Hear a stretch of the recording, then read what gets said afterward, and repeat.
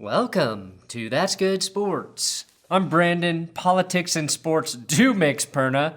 The biggest news that happened Sunday, besides Alex Smith breaking his leg, was the Browns wanted to interview Condoleezza Rice for their next head coaching position. The former Secretary of State said, "If I can handle navigating the complexities of an unpopular war in Iraq, I think I can outwit a Marvin Lewis defense twice a year." However, in a fair critique of Rice, she has demonstrated the ability to lead high-powered offenses, but has failed to rebuild. The news was debunked today, and Condoleezza Rice said, and I quote, "I was flattered by the idea, but again, I'd never coach the fucking Browns. Not with that owner. I'd take Harbaugh's job, though. I had so hoped that this story was real." Since it's not, we'll go ahead and review all of Sunday's games by talking shit about them like guys aren't out there risking everything for our pleasure. Alex Smith, the collective football world, is pulling for you. Get well soon, man. That's good sports.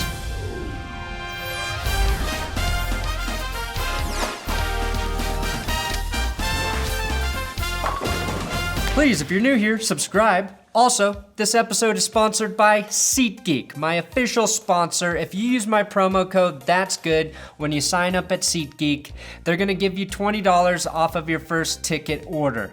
Now, SeatGeek, what they do is they take ticket prices from all over the internet, and then they collectively put them in one place for your convenience. And they rank their ticket prices with a green or red rating.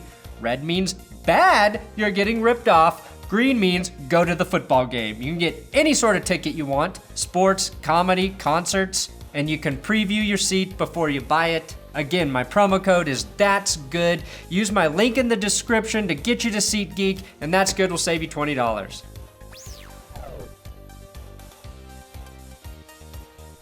The Houston Texans defeat the Washington Redskin Potatoes 23-21. This game will now and forever be known as the worst thing to happen in Washington since pretty much every time Congress meets.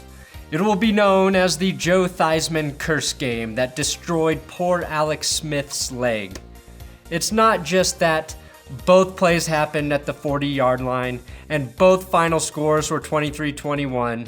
It's that Theismann was actually at the game, in the stadium. Joe is a lot like Jesse Pinkman from Breaking Bad, just bringing a world of shit with him everywhere he shows up in your life. Kareem Jackson and J.J. Watt were the players that hit Smith on the play that broke his fibula and tibia, but we all know this is Joe Theismann's fault. The good news is that Smith's surgery went well, and per Ian Rappaport, the injury is not career-threatening.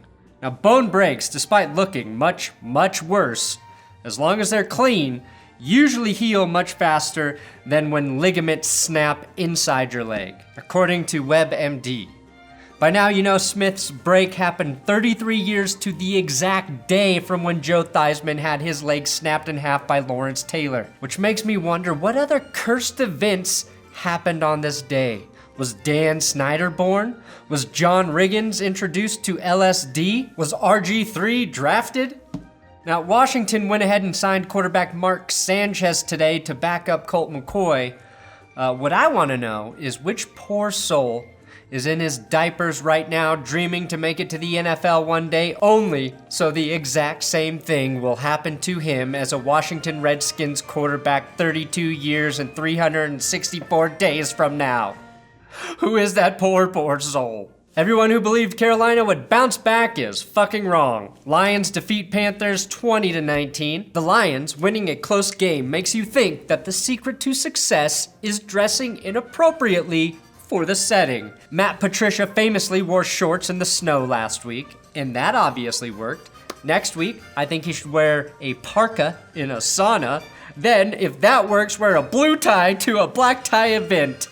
What a buffoon he would be! A buffoon that's a fucking winner, wearing steel-toed boots and Carhartt overalls while making sweet love to his wife. Now, Graham Gano missed a field goal and an extra point in this loss for the Panthers. 60 yards? No problem. 33? Can't do it. The Lions have won so many games on missed kicks this year, they're thinking about hanging the uprights in the rafters and retiring its jersey. It will probably be the only Lion to make the Pro Bowl this season. Also, the only Lion Matt Patricia thinks has perfect posture. The Cowboys defeat the Falcons 22-19. God damn it, Atlanta. Matty Ice goes deep, too deep, way too deep, and Julio Jones transforms into a safety right before our eyes and lights up Jeff Heath to prevent an interception. With half of that Atlanta secondary on IR, Dan Quinn may want to move Julio back there anyways. Now, I'm not a Cowboys fan, but it was cool, and I mean really, really cool to see Cole Beasley perform at halftime.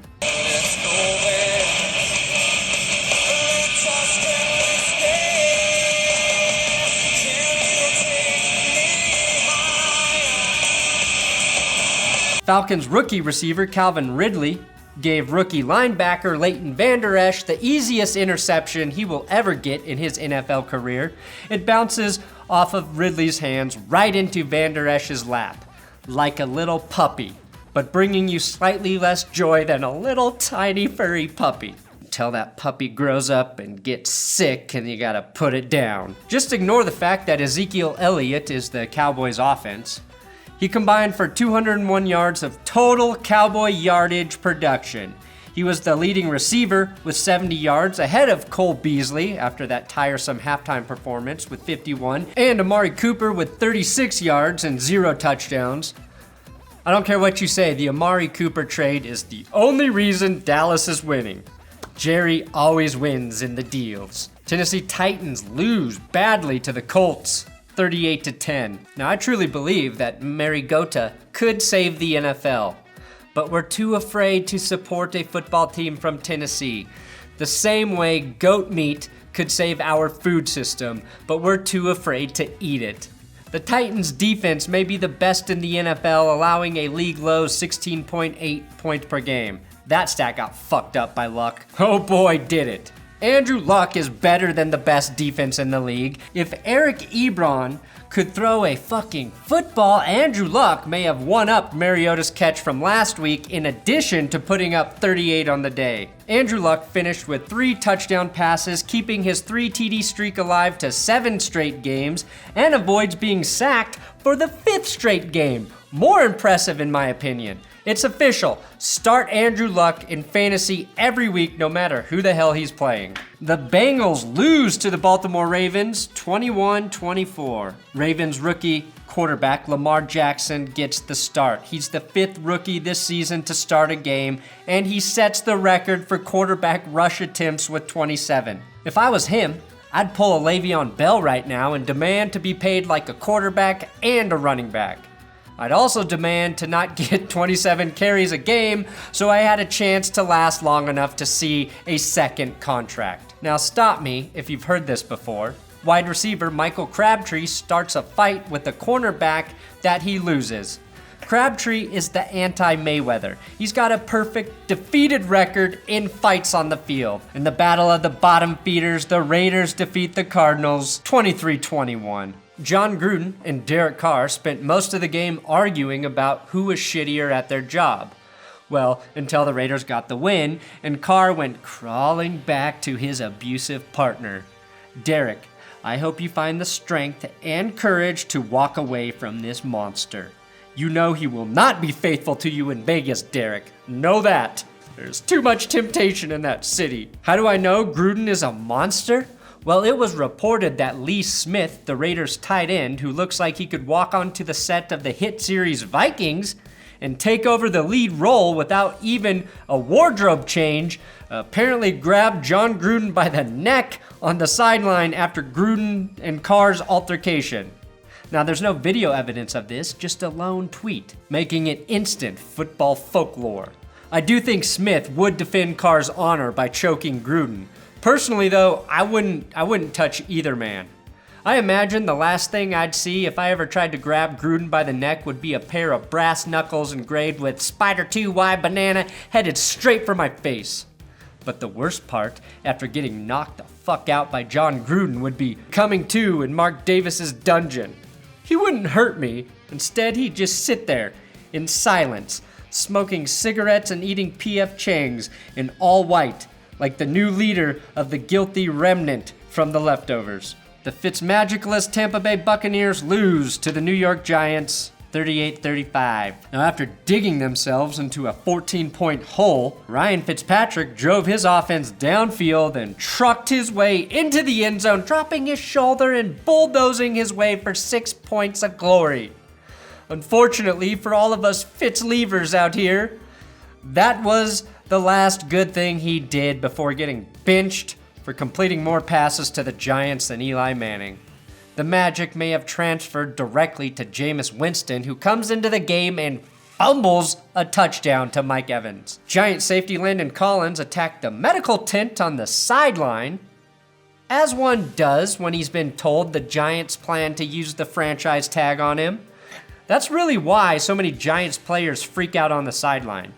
Upper management uses that medical tent to give them news they don't want to hear. Yeah, sorry, Sterling, your home loan was not approved. Why are you trying to buy in Manhattan on a rookie contract anyway? Odell, we don't care what you read in the news, you're not marrying that fucking kicking net. And poor Eli Manning is still living in his big brother's shadow. Sacked all the way back close to the 15-yard line is Peyton Manning. Oh, stop wishing I was Peyton. Who are you, Archie and Olivia? The Steelers come back to beat the Jaguars 20-16. This game wasn't any fun to watch. On their third drive of the game, Jacksonville went with 13 straight rushing attempts. Jacksonville rushed the ball 43 times in this game, led for more than 3 quarters, and then lost it all in the fourth. With 43 rushing attempts, I think I know who should actually be the next quarterback for the Jags. Jacksonville hasn't won a game in 50 days, which, surprise, is the longest current losing streak in the NFL. The Jags were up in this game 16-0 and naturally let the Steelers come all the way back. Here's a tip, Jacksonville. When your win probability chart looks like cardiac arrest, you need to learn how to finish games with the lead. I was told the Jags offense wasn't built to come from behind. Now it doesn't look like they're built to play with the lead. No surprise though when your offensive strength is keeping the ball out of your quarterback's hands. Philadelphia Eagles get just destroyed by the Saints 48-7. Usually when people are complaining about running up the score, that means you suck. The Saints beat the Eagles by 41, which is the biggest margin of victory ever over a defending Super Bowl champion. Drew Brees has an 89.7 completion percentage when throwing the ball to wide receiver Michael Thomas. I don't have a completion percentage that high for when I just throw shit into my garbage can 2 feet away. Michael Thomas is more reliable than a Toyota. The chemistry between Brees and Thomas is so strong that they can cook meth just by looking into each other's eyes. Mark Ingram, who I think is a very key part for this offense's dominant success, and a key part of providing the best quotes after the game, said, "We got the best punter in the game and he don't even play." That's how dominant the Saints are becoming, and this game really served as the transition to completion. All Eagles bandwagoners, like me, have fully transitioned to become Saints fans. Nola, baby, give me that voodoo magic Drew Brees forever. Minnesota Vikings lose to the Chicago Bears on Sunday Night Football 25-20. The youth movement in Chicago is a success, as they became the first team since 1987 to not start a player 30 years or older. This Bears team is so young that not a single starter would know what the fuck you were talking about if you looked them right in the eyes and said the words, "Teddy Ruxpin killed Blind Melon." Bears fans, you are officially free to get excited. Honestly, you are primed to win a Super Bowl this year. The Broncos are the best example of what happens the season after you fire John Fox from coaching a blue and orange team with a great defense. A Super Bowl trophy basically falls on your lap. The Bears defense is really starting to look special with edge rusher Khalil Mack using the force to move would-be blockers with one fucking hand. It didn't matter that Stephon Diggs, the glove thief, had 126 receiving yards and a touchdown. The Bears did not break. Akiem Hicks was not just a wrecking ball, he became my favorite decoy wide receiver. Chicago held Minnesota to 22 rushing yards. If their defense keeps this pace, Mitch Titties Trubisky could easily lose to Drew Brees in the NFC Championship game. The absence of John Fox is not a guaranteed Breeze beater. And those are all of your game recaps from Sunday. Please subscribe here to That's Good Sports on YouTube. If you enjoyed the video, thumbs it up and share it. Share it with your dermatologist, please. Will Keys at WillKeys6 helps me write these episodes. We do a podcast every Thursday on my second channel, That's Good Podcasts.